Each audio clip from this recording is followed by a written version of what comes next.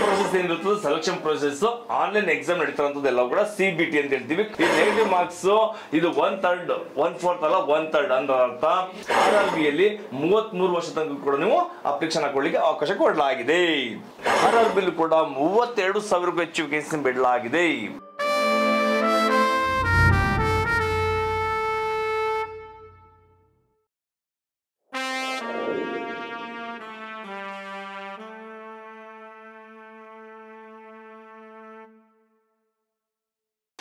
ನಮಸ್ತೆ, ಜೈ ಹಿಂದ್. ನಾನು ನಿಮ್ಮೆಲ್ಲರ ಮೆಚ್ಚಿನ ಸೈನಿಕ ಅಕಾಡೆಮಿ ಮೈಸೂರಿನ ಸಂಸ್ಥಾಪಕ ಮತ್ತು ಎಕ್ಸ್ ಬ್ಲಾಕ್ ಇವತ್ತು ಕೊಟ್ಟಂತ ವಿಡಿಯೋ ವಿಶೇಷವಾಗಿ RRB ರೈಲ್ವೆ ರಿಕ್ರೂಟ್ಮೆಂಟ್ ಬೋರ್ಡ್ಸ್.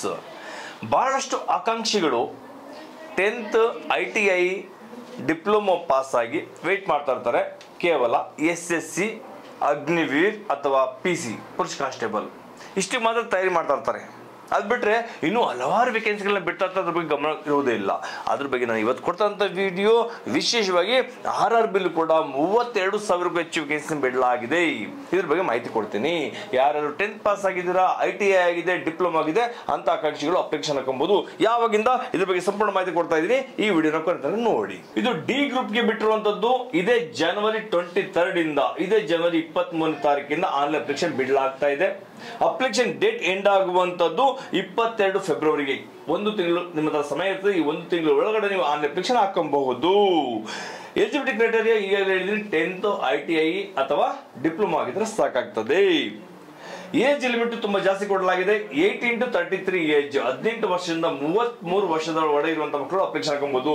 ಎಷ್ಟು ಮಕ್ಕಳು ಸರ್? ಅಗ್ನಿವಿಗೆ 21 ವರ್ಷದ ಏಜ್ ಆಗ್ಬಿಟ್ಟಿದೆ ಸರ್. SSCಗೆ 26 ವರ್ಷ ಆಗೋಗಿದೆ, 28 ವರ್ಷ ಆಗೋಗಿದೆ. ಸೊ PC ಕೂಡ ಆಗ್ತಾ ಇಲ್ಲ. ಮತ್ತೇನು ಅವಕಾಶ ಇದೆ? ಇಲ್ಲಿ ನಿಮ್ಗೆ ಅವಕಾಶ ಇದೆ. RRB ಯಲ್ಲಿ 33 ವರ್ಷ ತನಕ ಕೂಡ ನೀವು ಅಪ್ಲಿಕೇಶನ್ ಹಾಕೊಳ್ಳಿಕ್ಕೆ ಅವಕಾಶ ಕೊಡಲಾಗಿದೆ. ಎಕ್ಸಾಮ್ ಡೇಟ್ ಇನ್ನು ಕೂಡ ಅನೌನ್ಸ್ ಮಾಡಿಲ್ಲ. ಎಕ್ಸಾಮ್ ಡೇಟ್ ಅನೌನ್ಸ್ ಮಾಡಲಾಗ್ತದೆ ನೋಟಿಫಿಕೇಶನ್ ಅಲ್ಲಿ ಅಥವಾ ನಿಮ್ಗೆ ಡೈರೆಕ್ಟ್ಲಿ ಮೇಲ್ ಥ್ರೂ ಕಳ್ಸಿಕೊಡ್ತಾರೆ ಅಡ್ಮಿಟ್ ಕಾರ್ಡ್ಗೆ. ಹಾಗಾದ್ರೆ ಯಾವ ಪೋಸ್ಟ್ ಅಪ್ಲಿಕೇಶನ್ ಬಿಡ್ತಾ ಇದ್ದಾರೆ?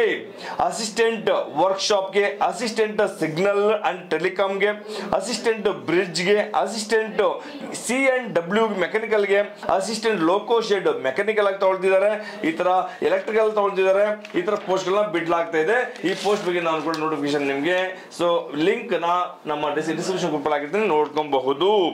ಹಾಸ್ಪಿಟಲ್ ಅಸಿಸ್ಟೆಂಟ್ ಗೆ ತಗೊಳ್ತಿದ್ದಾರೆ, ಇಂಜಿನಿಯರಿಂಗ್ ಗೆ ತಗೊಳ್ತಿದ್ದಾರೆ. ಅದರರ್ಥ ನೀವು 10th ಪಾಸ್ ಆಗಿ ITI ಇಂದ ಹೋಗಿದ್ರೆ, ಡಿಪ್ಲೊಮಾ ಆಗಿದ್ರೆ, ಡಿಪ್ಲೊಮಾ ಇಂಜಿನಿಯರಿಂಗ್ ಆಗಿದ್ರೆ, ಮೆಕ್ಯಾನಿಕಲ್ ಇಂಜಿನಿಯರಿಂಗ್ ಆಗಿದ್ರೆ, ಎಲೆಕ್ಟ್ರಿಕಲ್ ಆಗಿದ್ರೆ, ಇಂತಹ ಮಕ್ಕಳು ಕೂಡ ಅವಕಾಶಗಳು ಸಿಗ್ತಾ ಇದೆ. ಹಾಗಾದ್ರೆ ಇದರಲ್ಲಿ RRB ಬರುವಂತ ಸಬ್ಜೆಕ್ಟ್ ಯಾವುದು? ಸಬ್ಜೆಕ್ಟ್ ತುಂಬಾ ಈಸಿ ಆಗಿರುವಂತದ್ದು. ಯಾರು SSC ತಯಾರಿ ಆಗ್ತಾ ಇದ್ರ ಅವ್ರಿಗೆಲ್ಲ ಸೇಮ್ ಸಿಲೆಬಸ್ ಬರುತ್ತೆ. ಇಂಗ್ಲಿಷ್ ಹೊಂದಿರೋದಿಲ್ಲ, ಮ್ಯಾಥ್ಸ್ ಇದೆ, ರೀಸನಿಂಗ್ ಇದೆ, ಜನರಲ್ ಸೈನ್ಸ್ ಇದೆ, ಜನರಲ್ ಅವೇರ್ನೆಸ್ ಇದೆ. ಜನರಲ್ ಸೈನ್ಸ್ SSC ಜಾಸ್ತಿ ಬರೋದಿಲ್ಲ, 2-3 ಕ್ವಶನ್ಗಳು ಮಾತ್ರ ಬರುತ್ತೆ. ಇದರಲ್ಲಿ ಜನರಲ್ ಸೈನ್ಸ್ ಅನ್ನು ಸಪರೇಟ್ ಕೊಡಲಾಗ್ತಾ ಇದೆ. RRB ಎಕ್ಸಾಮ್ ಅಲ್ಲಿ ಬರುವಂತ ಎಕ್ಸಾಮ್ ಪ್ಯಾಟರ್ನ್ ಸಬ್ಜೆಕ್ಟ್ ಬಗ್ಗೆ ತಿಳಿಸ್ತಿದ್ದೀನಿ. ಸಬ್ಜೆಕ್ಟ್ ಆಗಾದ್ರೆ ಎಷ್ಟು ಕ್ವಶನ್ ಬರುತ್ತೆ? ಟೋಟಲ್ 100 ಕ್ವಶನ್ ಇರುತ್ತೆ. 100 ಕ್ವಶನ್ಸ್ ಅಂದ್ರೆ GS ಜನರಲ್ ಸೈನ್ಸ್ 25 ಕ್ವಶನ್ಸ್ ಬರುತ್ತೆ, ಮ್ಯಾಥ್ಸ್ 25 ಕ್ವಶನ್ಸ್ ಬರುತ್ತೆ, ರೀಸನಿಂಗ್ 30 ಕ್ವಶನ್ಸ್ ಬರುತ್ತೆ, general awareness and current affairs 20 question ಬರುತ್ತೆ. ಟೋಟಲ್ 100 ಕ್ವಶನ್ ಇರುತ್ತೆ. ಟೈಮ್ 90 ಮಿನಿಟ್ಸ್, 1.5 ಗಂಟೆ ಟೈಮ್ ಇರ್ತದೆ. ಈ 1.5 ಗಂಟೆ ಟೈಮ್ ಅಲ್ಲಿ ನೀವು ಇಷ್ಟು 100 ಕ್ವಶನ್ ಸಾಲ್ವ್ ಮಾಡಬೇಕಾಗುತ್ತೆ. ಹಾಗಾದ್ರೆ ಸರ್ ಇದು ನೆಗೆಟಿವ್ ಮಾರ್ಕ್ಸ್ ಇರುತ್ತೆ? ಖಂಡಿತ ನೆಗೆಟಿವ್ ಮಾರ್ಕ್ಸ್ ಇದೆ. ಈ ನೆಗೆಟಿವ್ ಮಾರ್ಕ್ಸ್ ಇದು 1/3 1/4 ಅಲ್ಲ 1/3 ಅಂದ್ರೆ ಅರ್ಥ. ಒಂದು ನೆಗೆಟಿವ್ ಆಗಿದ್ರೆ 0.33 ಮಾರ್ಕ್ಸ್ ಕಟ್ ಆಗುತ್ತೆ. 3 ನೆಗೆಟಿವ್ ಆಗಿದ್ರೆ 1 ಮಾರ್ಕ್ಸ್ ಕಟ್ ಆಗುತ್ತೆ. SSC ತರ 4 ಕ್ವಶನ್ ತಪ್ಪಾಗಿದ್ರೆ 1 ಮಾರ್ಕ್ಸ್ ಕಟ್ ಆಗಲ್ಲ. ಇದರಲ್ಲಿ 3 ಕ್ವಶನ್ ತಪ್ಪಾಗಿದ್ರೆ 1 ಮಾರ್ಕ್ಸ್ ಕಟ್ ಆಗುತ್ತೆ. ನೆನ್ಪಿಟ್ಕೊಳ್ಳಿ. ಸೊ ಹಾಗಾದ್ರೆ ಸರ್ ಎಕ್ಸಾಮ್ ಯಾವ್ಯಾವ ಲ್ಯಾಂಗ್ವೇಜ್ ಬರೀಬಹುದು? ಎಕ್ಸಾಮ್ ಇದ್ರೆ 13 ಲ್ಯಾಂಗ್ವೇಜ್ ಬರೀಬಹುದು. ನೀವು ಎಕ್ಸಾಮ್ ಅಪ್ಲಿಕೇಶನ್ ಹಾಕೊಬೇಕಿದ್ರೆ ನೀವು ಅದರಲ್ಲಿ ಆಪ್ಷನ್ ಚೂಸ್ ಮಾಡ್ಕೊಬೇಕು. ಯಾವ್ದಾದ್ರು ಕೊಟ್ಟಿದ್ದಾನೆ? Hindi, English, Urdu, Assamese, Bengali, Gujarati, Kannada, Konkani, Tamil and Telugu. ಇಷ್ಟು ಲ್ಯಾಂಗ್ವೇಜ್ ಅಲ್ಲಿ ನೀವು ಎಕ್ಸಾಮ್ ಬರೆಯಲಿಕ್ಕೆ ಅವಕಾಶ ಇದೆ. ಎಕ್ಸಾಮ್ ಫೀಸ್ ಏನಿರುತ್ತೆ? ಜನರಲ್, OBC ಇಂಥವ್ರಿಗೆಲ್ಲರೂ ಕೂಡ 500 ಇದೆ. SC ST PWBD ಫಿಮೇಲ್ ಇಂಥವ್ರಿಗೆಲ್ಲ 250 rupees ಇರ್ತದೆ. ಸೆಲೆಕ್ಷನ್ ಪ್ರೊಸೆಸ್ ಏನಿರ್ತದೆ? ಸೆಲೆಕ್ಷನ್ ಪ್ರೊಸೆಸ್ ಆನ್ಲೈನ್ ಎಕ್ಸಾಮ್ ನಡೀತಾರಂತದೆಲ್ಲ ಕೂಡ CBT ಅಂತ ಹೇಳ್ತೀವಿ, ಕಂಪ್ಯೂಟರ್ ಬೇಸ್ಡ್ ಟೆಸ್ಟ್. ಇದನ್ನ ನೀವು ಪ್ರಾಕ್ಟಿಕಲಿ ಪ್ರಾಕ್ಟೀಸ್ ಮಾಡ್ಕೊಂಡು ಮಾಡ್ಕೊಂಡ್ರೆ ಟೈಮ್ ಕನ್ಸ್ಯೂಮ್ ಮಾಡ್ಬೋದು. ಅಲ್ಲೊಬ್ಬ ಡೈರೆಕ್ಟ್ ಆಗಿ ಕೂತ್ಕೊಂಡಾಗ ನಿಮಗೆ ಸಿಸ್ಟಮ್ ಅಲ್ಲಿ ಮೌಸ್ ಯಾವ ತರ ಇಟ್ಕೊಬೇಕು, ಕೀಪ್ಯಾಡ್ ಯಾವ ತರ ಯೂಸ್ ಮಾಡಬೇಕು ಅಥವಾ ಆಪ್ಷನ್ ಯಾವ ತರ ಚೂಸ್ ಮಾಡಬೇಕು ಇದು ಗೊತ್ತಾಗೋದಿಲ್ಲ. ಇದು ಪ್ರಾಕ್ಟಿಕಲ್ ಪ್ರಾಕ್ಟೀಸ್ ಮಾಡ್ಕೊಂಡು ಹೋದ್ರೆ ತುಂಬಾ ಈಸಿ ಆಗ್ತದೆ. CBT ಆದ ನಂತರ ನೆಕ್ಸ್ಟ್ ನಡೆಯೋದು ಫಿಸಿಕಲ್ ಫಿಟ್ನೆಸ್ ಟೆಸ್ಟ್ ನಡೆಯುತ್ತೆ, PET ಫಿಸಿಕಲ್ ಎಫಿಷಿಯನ್ಸಿ ಟೆಸ್ಟ್ ನಡೆಯುತ್ತೆ. ಅದಾದ ನಂತರ ಡಾಕ್ಯುಮೆಂಟೇಶನ್ ವೆರಿಫಿಕೇಶನ್ ಆಗುತ್ತೆ. ಡಾಕ್ಯುಮೆಂಟೇಶನ್ ಕಂಪ್ಲೀಟ್ ಆದ್ಮೇಲೆ ಮೆಡಿಕಲ್ ಚೆಕಪ್ ಆಗುತ್ತೆ. ಮೆಡಿಕಲ್ ಕ್ಲಿಯರ್ ಆದ್ಮೇಲೆ ಮೆರಿಟ್ ಲಿಸ್ಟ್ ಹೆಸರು ಬರುತ್ತೆ. RRB ನಲ್ಲಿ ಬಹಳ ಚೆನ್ನಾಗಿದೆ. ಇಂಡಿಯನ್ ಮಿಲಿಟರಿ ನಲ್ಲಿ ನಾವು ಯಾವಾಗಲೂ ಕೂಡ ಹೇಳ್ತಾ ಇರ್ತೀವಿ ರೈಲ್ವೆ ಡಿಪಾರ್ಟ್ಮೆಂಟ್ ಸೆಲೆಕ್ಷನ್ ಆಗಿ ಹೋದ್ರೆ ಬಹಳ ಚೆನ್ನಾಗಿರ್ತಲ್ಲ ಅಂತ ಹೇಳಿ. ಯಾಕಂದ್ರೆ ಫೆಸಿಲಿಟಿ ತುಂಬಾ ಚೆನ್ನಾಗಿದೆ. ಭಾರತ ದೇಶದ ಏನಾದ್ರೂ ಸಂಪಾದನೆ ಹೆಚ್ಚಾಗ್ತಾ ಇರೋದು ಎಲ್ಲಿಂದ ಅಂತ ಕೇಳೋದಾದ್ರೆ ನಾವು ಯಾವಾಗಲೂ ಹೇಳ್ತೀವಿ ರೈಲ್ವೆ ಡಿಪಾರ್ಟ್ಮೆಂಟ್ ಇಂದ. ರೈಲ್ವೆ ಡಿಪಾರ್ಟ್ಮೆಂಟ್ ಬಹಳಷ್ಟು ಸರ್ಕಾರಕ್ಕೆ ಸಂಪಾದನೆ ಆಗ್ತಿದೆ. ಅದರಿಂದ ಈ ಫೆಸಿಲಿಟೀಸ್ ಕೂಡ ತುಂಬಾ ಚೆನ್ನಾಗಿ ಕೊಡ್ತಾನೆ. ಈ ರೈಲ್ವೆ ಡಿಪಾರ್ಟ್ಮೆಂಟ್ ಸೆಲೆಕ್ಷನ್ ಆಗೋದ್ರೆ ನಿಮ್ಮ ಲೈಫ್ ತುಂಬಾ ಚೆನ್ನಾಗಿರುತ್ತೆ.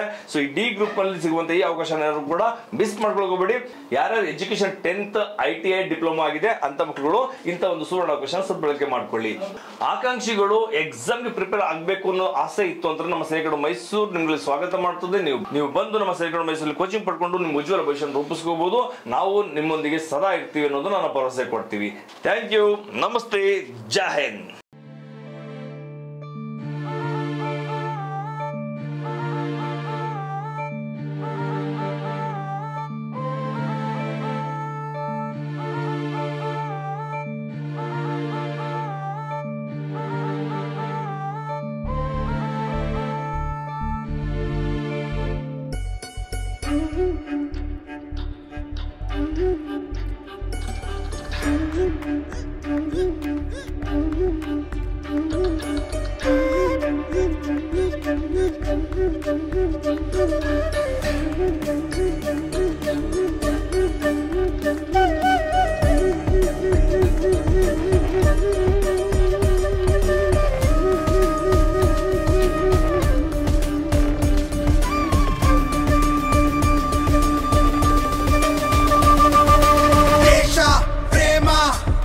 ಶಾಂತಿ ಕ್ರಾಂತಿ ಸ್ನೇಹ ಮಂತ್ರ ಇದುವೇ ನಮ್ಮ ದೃಢ ಸಂಕೇತ. ಬೆಂಕಿ ಗೂಡ ಕೆಣಕ ಬ್ಯಾಡ ಜ್ವಾಲ ಮುಗಿಯೇ ನಾವು ಸ್ನೇಹಕ್ಕೂ ಬದ್ಧ ಸಮರಕ್ಕೂ ಸಿದ್ಧ.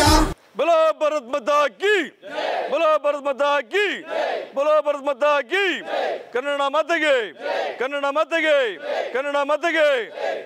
ಜಯವೆನ್ನಿ ಜಯವೆನ್ನಿ ಮತ್ತೆ ಮತ್ತೆ ಜಯವೆನ್ನಿ ಮನ ತುಂಬಿ ಜಯವೆನ್ನಿ ಭಾರತಾಂಬೆಗೆ. ಜಯವೆನ್ನಿ ಜಯವೆನ್ನಿ ಮತ್ತೆ ಮತ್ತೆ ಜಯವೆನ್ನಿ ವಿಶ್ವವನ್ನೇ ಬೆಳಗಿಸುವ ಭಾರತಾಂಬೆಗೆ. ಗಂಧ ಜೀವಾದಾತು ಸತ್ಯ ಧರ್ಮದ ರೆಕ್ಕೆಯೋ ಸೈನ್ಯದ ಕಿಡಿಯು ಸಿಡಿಲಿನಂತೆ ಹತ್ತಿ ಪಡೆಯೋ ಬೇಟೆಯೋ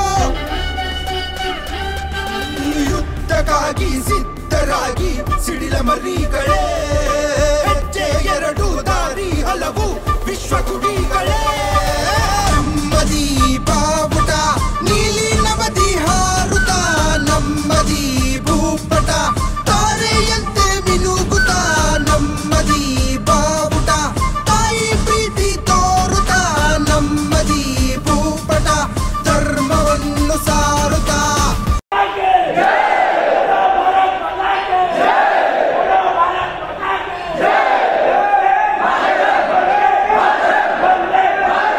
ಜಯವೆನ್ನಿ ಜಯವೆನ್ನಿ ಮತ್ತೆ ಮತ್ತೆ ಜಯವೆನ್ನಿ ಮನ ತುಂಬಿ ಜಯವೆನ್ನಿ ಭಾರತಾಂಬೆಗೆ.